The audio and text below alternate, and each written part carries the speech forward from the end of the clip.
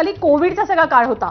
एक एक एक मोठी बातमी, एनडीएचं अर्धशतक झालंय. पहिल्या कलांमध्ये एनडीएनं 50 हा आकडा गाठलेला आहे, ज्यामध्ये भाजप 22 आणि जेडीयू 23 अशी स्थिती आहे. आणि इतर 5, त्यामुळे अर्धशतक. आपण 122चा जर विचार केला ना आता मॅजिक फिगरचा, तर 50 म्हणजे 122 पैकी 50 ठिकाणी आता आघाडी. अजून आता त्यांना 50 आणि 20 70 72 म्हणजे पुढे जवळपास अजून 70 72 ठिकाणी त्यांना पुढे जायचंय. मग ते सत्ता स्थापनेच्या दृष्टीने वाटचाल करू शकतात. पण जसं आपण म्हणतो इट्स टू अर्ली, खूप लवकर होईल असं बोलणं. पण तरी सुरुवातीचे जे कल आहेत त्याच्यामध्ये एनडीएने हाफ सेंचुरी गाठली आहे. 53 वर गेले एनडीए. महागठबंधन 30 आहे, जनसुराज 3 आहे, इतर 3 आहे. त्यामुळे सध्याच्या घडीला मगाशी जे नेक अँड नेक फाईट वाटत होती ती आता एनडीए पुढे गेलेली दिसते. आणि परत आकडे तसेच, भाजप 24, जेडीयू 24, इतर 5, तिकडे आरजेडी 27. या सगळ्यांमध्ये सर्वाधिक जागा जर आता कल कुठले दाखवत आहेत तर आरजेडी. पण पुन्हा एकदा त्यांचे सहकारी पक्ष सिंगल डिजिटमध्ये.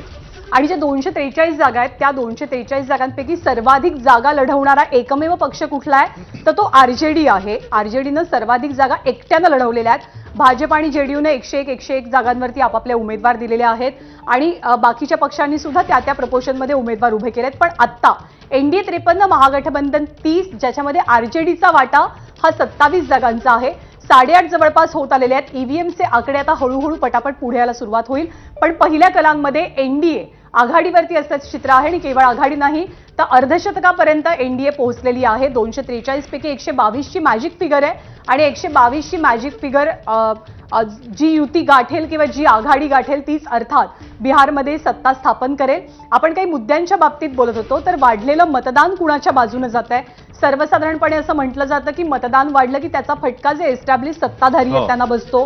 तो अँटी इन्कम्बन्सी मधला एक फॅक्टर असतो. पण खरंच तसं होईल का हे पाहावं लागणार आहे.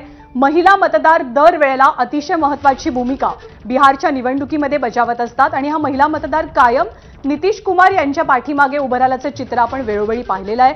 तर नितीश कुमारांना यावेळेला सुद्धा महिला मतदारांची साथ मिळणार का? युवा मतदार सुद्धा तितकाच महत्त्वाचा आहे. आणि बिहारमध्ये आपल्याला कल्पना आहे की जातीची गणितं किंवा जातीच्या भावना या प्रचंड तीव्र असतात. जसं महाराष्ट्रामध्ये आपण लोकसभा विधानसभेला ओबीसी मराठा हा संघर्ष पाहिलेला होता, तशीच जातीची गणितं आपल्याला बिहारमध्ये सुद्धा पाहायला मिळतात. यादव मतदार हा खूप स्ट्रॉंग वोटर तिथला मानला जातो. त्या दृष्टिकोनातनं सुद्धा या मतदानाच्या आकड्यांमध्ये किंवा जे कल समोर येतात त्याच्यामध्ये निकालामध्ये आपल्याला कसं प्रतिबिंब उमटलेलं पाहायला मिळतं हे पाहणं तितकंच रंजक असेल. आणि बिहारवरती अर्थातच केंद्राची गणितं सुद्धा अवलंबून असल्यामुळे सर्व देशाच्या नजरा बिहारच्या निकालाकडे लागल्या.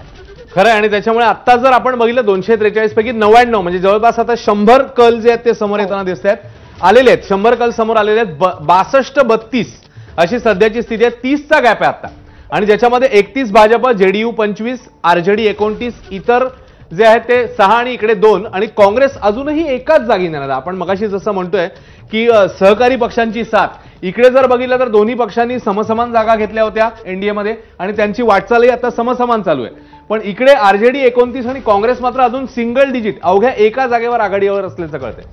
आणि लोकसभेच्या निवडणुका जेव्हा झाल्या 2024 साली तेव्हा विरोधी पक्षांनी प्रचंड मोठी कामगिरी केली. म्हणजे एक आशादायी चित्र विरोधी पक्षांसाठी त्या निवडणुकीमध्ये निर्माण झाल्याचं पाहायला मिळालं. पण त्यानंतर ज्या राज्यांच्या, खास करून महाराष्ट्र असेल, हरियाणा असेल, ज्या राज्यांच्या निवडणुका झाल्या त्यात विरोधी पक्षांचं मॅजिक काही फार चालल्याचं चित्र आपल्याला पाहायला मिळालं नाही. आणि तीच कुठेतरी परिस्थिती काँग्रेसच्या बाबतीत खास करून, कारण केंद्रीय पातळीवरती जर लीड कोण करतंय, केंद्रीय पातळीवरती विरोधी पक्ष म्हणून कुणाचा चेहरा आहे तर तो काँग्रेसचा चेहरा आहे. तर तीच काँग्रेस त्या लोकसभेच्या एक प्रकारे एकजुटीचं प्रतिबिंब आहे, इंडिया आघाडीचं प्रतिबिंब आहे, महागठबंधनचं प्रतिबिंब आहे. ते कुठेतरी उमटताना दिसत नाहीये आता बिहारमध्ये, असं सध्याचं चित्र आहे काँग्रेसच्या बाबतीत. कारण केवळ एका जागेवरती काँग्रेस आपली आघाडी टिकवून आहे. पण आरजेडीनं 30 जागांवरती आघाडी मिळवलेली आहे, भाजप 31, जेडीयू 25. त्यामुळे 99 जागांचे कल, जवळपास 100 जागांचे कल आता हाती आलेले आहेत. 243 पैकी तेजस्वी यादव यांनी आपली आघाडी टिकवली आहे. पण त्यांचे मोठे बंधू तेज प्रताप हे महुआमधनं पिछाडीवर आहेत. सम्राट चौधरी उपमुख्यमंत्री आहेत, ते तारापूर मतदारसंघातनं आघाडीवरती आहेत. मैथिली ठाकूर अलीनगरमधनं आघाडीवर आहेत. मैथिलीची उमेदवारी असो, प्रचाराचा काळ असो, बराच वाद पाहायला मिळालेला. महाराष्ट्राच्या दृष्टीनं आणखी एक इंटरेस्टिंग नाव म्हणजे शिवदीप लांडे यांचं नाव, कारण ते महाराष्ट्राचे जावई आहेत. त्यामुळे शिवदीप लांडे कशी कमाल करतात राजकीय मैदानात हे पाहणं सुद्धा तितकंच उत्सुकतेचं असेल. अश्विन, खरं आहे. आणि आता 105चे कल आपल्याकडे समोर येत आहेत. एनडीए 64, महागठबंधन 35.